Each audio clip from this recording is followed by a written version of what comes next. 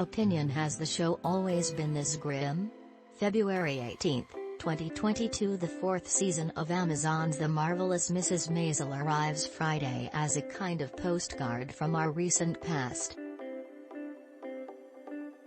The last time we saw Midge was in December 2019, when the show's third season dropped in its entirety.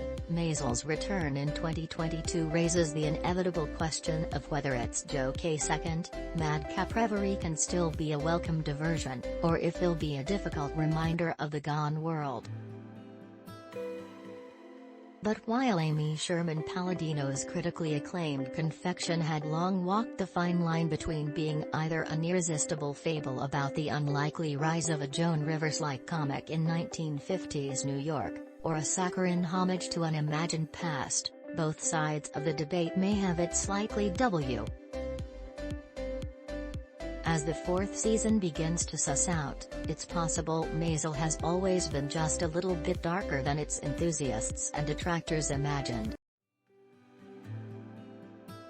When we last saw Miriam Midge Maisel, Rachel Brosnahan, she'd just been left on the tarmac by a Harry Belafonte-like musician named Shy Baldwin, Leroy McLean, for whom she had been serving as the opening act on a show tour all season, over a particularly tactless set.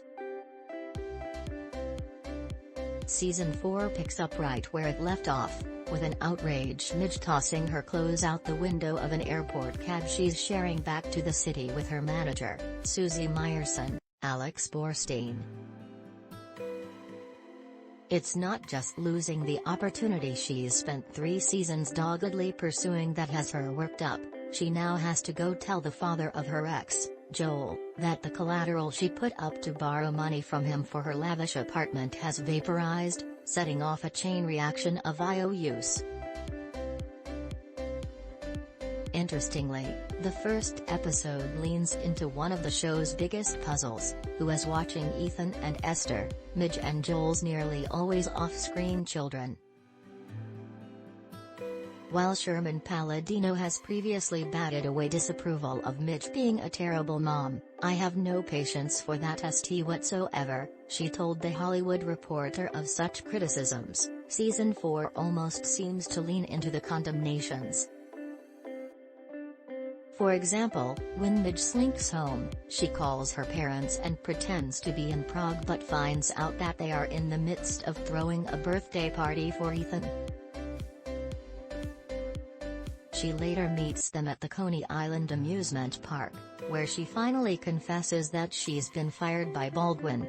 "As far as I can tell, she doesn't greet her son in the scene."